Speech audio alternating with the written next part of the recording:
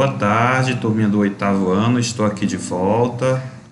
Hoje nós vamos falar um pouco sobre mito, né? Mito são histórias para poder explicar como surgiu certas coisas, certo? Beleza? Vamos lá. Aqui, pessoal, nós vamos ver a definição do que seja um mito na página do livro de vocês. Vocês devem abrir no capítulo 4, página 89. Vai trazer aí a definição, algumas características, tanto do que seja um mito, quanto como construir um mito, beleza? Então, mitos são narrativas criadas por um povo para tentar explicar, por exemplo, a origem do ser humano, a origem do mundo, né? Tem gente ainda dizendo que a Terra é quadrada, né? Nós sabemos que a Terra é redonda, em formato, né? A ocorrência de fenômenos da natureza, muitas pessoas ainda tentam explicar o fenômeno da chuva, né? Do vento, do ar, da água, enfim, sem se basear nos conhecimentos científicos. Antes de serem escritas essas histórias, no caso os mitos, eram transmitidos oralmente de pais para filhos, geração para geração. Hoje a gente já encontra nos livros didáticos, livros paradidáticos, todos esses mitos que a gente conhece, né? Perséfone, Zeus, enfim. Essas histórias também podem contar os feitos de heróis e são protagonizados por seres sobrenaturais, divindades, deuses e semideuses, heróis e heroínas. Aqui eu trouxe alguns exemplos de mitos que não são mitos brasileiros, são mitos gregos, romanos, enfim. Perséfone, deusa do trigo; Afrodite, deusa da beleza e do amor; Apolo, deus da luz; Ares, deus da guerra; Ártemis, deusa da lua; Atena, deusa da sabedoria; Deméter, deusa da terra fértil; Dionísio, deus da festa, do vinho e do prazer; Eos, deusa do amanhecer. Aqui são apenas alguns que eu peguei, certo? No livro de vocês vão ter a oportunidade de ver outros, como Zeus, como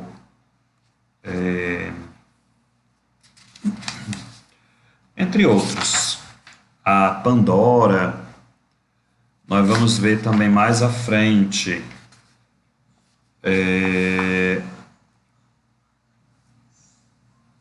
enfim, no próximo slides eu vou pedir que vocês pesquisem alguns deuses, na verdade mitos, né, da nossa região Nordeste ou do nosso Brasil. Aqui eu quero falar um pouco sobre os elementos da narrativa, né? Vocês vão ler o texto da página. Nós vamos ver aí na página 89 uma imagem, na imagem de Zeus. Nós vamos ver logo em seguida um texto que fala sobre Perséfone, filha de Deméter, deusa do trigo. E nós vamos perceber que este enredo é um elemento fundamental para a narrativa, certo? Trata-se de um conjunto de fatos que acontecem, ligados entre si, e que contam as ações das personagens. Ele é dividido em algumas partes, né? No início, como o próprio nome diz, vai se tratar da situação inicial, é quando o autor apresenta os personagens e mostra o tempo e o espaço em que estão inseridos, geralmente dentro da introdução, certo? A introdução geralmente vem no primeiro parágrafo, e no segundo, que vai tratar principalmente os elementos localizando o espaço e o tempo em que os personagens vão fazer algumas ações. Estabelecimento de um conflito, né? Toda história tem que ter um acontecimento responsável por modificar a situação inicial. Tudo começa bem, mas aí vem a situação desenvolvida aí uma modificação, vai modificar, geralmente após a introdução. Depois disso vem o desenvolvimento dessa seção, né? O autor conta o que os personagens fizeram para tentar solucionar o problema, né, o conflito. Depois vem a parte do clímax. O clímax é aquela parte em que os personagens é levada a um ponto de alta tensão ou de alta emoção e exige aí um desfecho, né? Como é que vai concluir essa encruzilhada? Como é que vai desenrolar essa história? É como se, trazendo para o namoro, os jovens se conhecem, né, em um local, o lugar, o tempo, daí eles se conhecem, depois estabelece esse conflito, né, e aí acontece que ela descobre que ele é casado, e aí tem um problema para se desenvolver aí. O autor vai contar que fizeram para solucionar o conflito. O clímax é exatamente esse momento em que ele descobre como é que vai agir ela, se ainda continua, se não, se acaba o namoro, se continuar o namoro, vai ter consequências em relação à namorada dele, à mulher dele, e aí vai desenvolvendo aí o desfecho. O desfecho, ele vai ficar com qual das duas? Mais ou menos assim. Vocês estão compreendendo? Então, os elementos da narrativa, no mito, também é dessa forma. Ok? Gostaria que vocês lessem a página 90, fizessem a atividade da página 91, 92, vai trazer essa explicação. E aí vocês devem fazer a página 93 também, tudo sobre o texto e sobre esta parte aqui explicada. Desfecho é a parte da narrativa que mostra a solução para o conflito. Ok? Ainda sobre o texto, é importante que, quando a gente for trabalhar a escrita de um mito ou de outro texto, localizar o leitor onde está acontecendo e qual é o tempo, se é um tempo cronológico, se é um tempo psicológico. O espaço é o lugar em que a narrativa acontece. Ele é importante não só para situar o leitor, quanto ao local, mas principalmente porque contribui para a elaboração dos personagens. Se for no interior, no meio da caatinga, por exemplo, eu não tenho que colocar meu personagem caracterizado de paletó e gravata, a não ser que ele tenha caído, né, de paraquedas ali.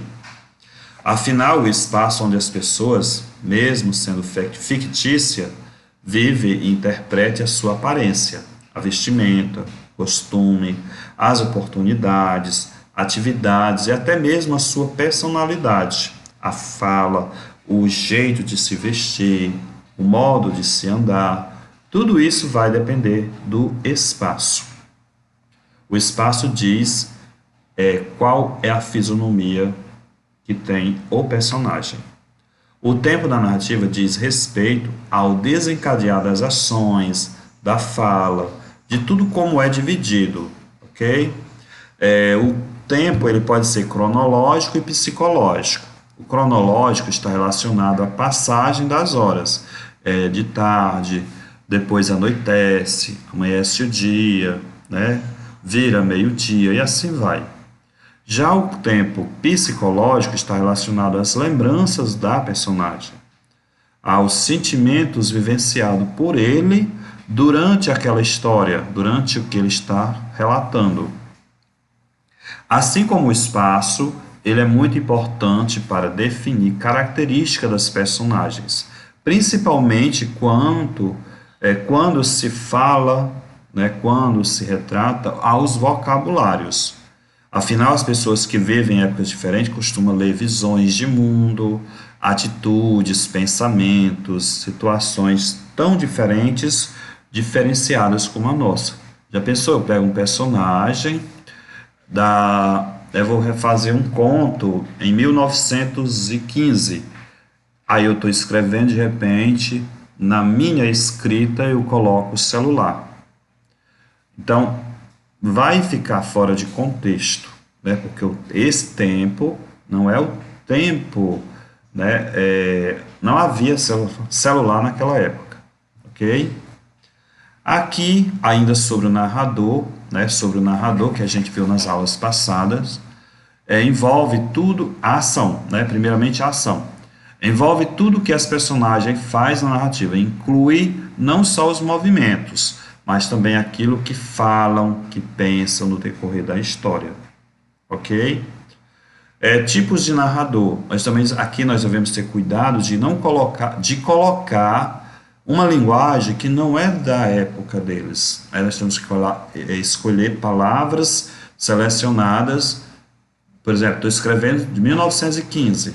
Se eu botar uma palavra que foi inventada agora, como digitar, né? É claro que o leitor vai perceber. Tipos de narrador, né?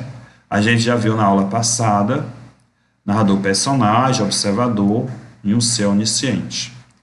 Aqui, pessoal, eu queria que vocês pesquisassem alguns mitos brasileiros, em seguida escrevesse todos os nomes e escolhesse um que mais chamou sua atenção, discorrendo sobre o texto escolhido.